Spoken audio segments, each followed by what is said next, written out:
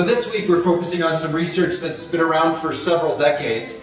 The research is about longevity, so that fits in with our 100 plus living, but it's in the field of authentic, quality relationships. And I'm really going to focus on the authentic and the quality side of this, because a lot of people get hung up on, what if I'm not in this category? I just have no hope. Because there are a lot of broken marriages, there's a lot of broken relationships out there, and the research says that people who are in a long-standing marriage are likely to live longer. In fact, not likely to live longer. The research shows that they do live longer. So the keys to the study, though, that we really want to draw out, especially for our culture where there is so much brokenness and blended families and things that just don't fit sort of that traditional framework, the key to this study is supportive, loving relationships. And you know, I'm fortunate. My wife and I, we've been married well over 20 years. In fact, we were just talking last night about what we're going to do for our 25th anniversary, and just, you know, that's a real blessing for me to have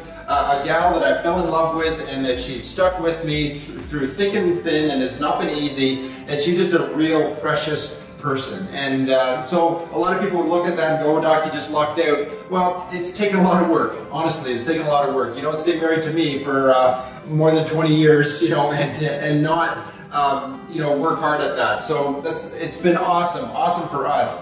But I don't want you to watch this video if you've been through a couple or 3 relationships and they've gone sideways and they just can't seem to work. Like, how do you tap into the value of this research? Well, the key is supportive, loving relationships. And honestly, I'm seeing people, you know, after a horrible divorce and they've really kind of circled the wagons with their siblings. So maybe a brother or sister that they really never connected with when they were growing up, just through the tragedy of life and the changes that have happened in their soul and their heart. You know, that sibling is kind of their #1 support person.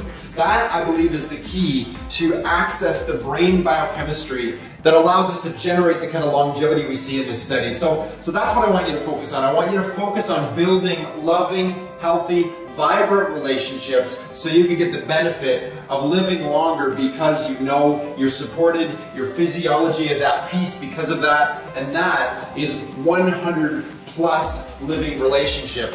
Whether you're in a long-term successful marriage or whether you're having to look outside of sort of the traditional definition of relationship in our culture to get that support, to get that love, to get that encouragement, so your heart feels safe and built up, and you know you've got people in your corner that are watching your back. That's 100 plus living relationship.